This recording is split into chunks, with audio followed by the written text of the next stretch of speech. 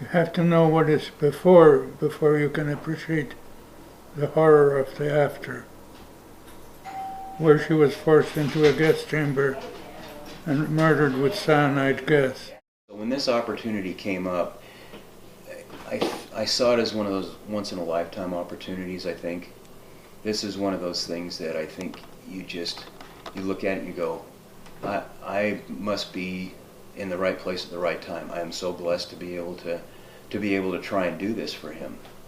And so it's one of those opportunities that many people will never get in their lifetime, or maybe recognize in their lifetime when they have the opportunity to do something like that.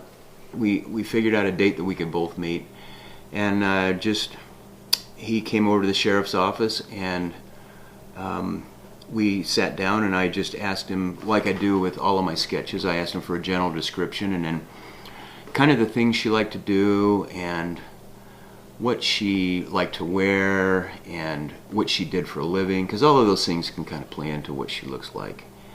And so once he described her to me, and described the eyes, the nose, as much as he could, any distinguishing features, which was really the way she wore her hair, that was pretty distinguishing, huh? That was very distinctive. Yeah. And so once we got that done, then I just kind of started drawing it and laying it out, and it starts out as a line drawing. And then once we kind of got all the features laid out, where Walter said, yeah, that looks good, it's starting to look like her. Then we started to develop it more, and then when I had time, like on my own time, I would just work on it a little bit. I would scan it, and then I would email it to Walter and say, okay, what needs to change on it? And we did that 9 or 10 times, maybe. I would say 10 times. Probably 10 times. Went back and forth, and he just makes suggestions like, oh, the chin needs to be a little sharper, or the cheeks are more pronounced, the high cheekbones, and things like that. So then I remember I'd worked on it on a Sunday afternoon, and I emailed it to him, and he said, excellent, that's it. This was really a lot of fun for me to do. And when Walter told me that she loved to wear flapper dresses when she and his father would go out dancing, I was excited. He said she'd wear the beads and the flapper dress and the whole thing. She just loved that.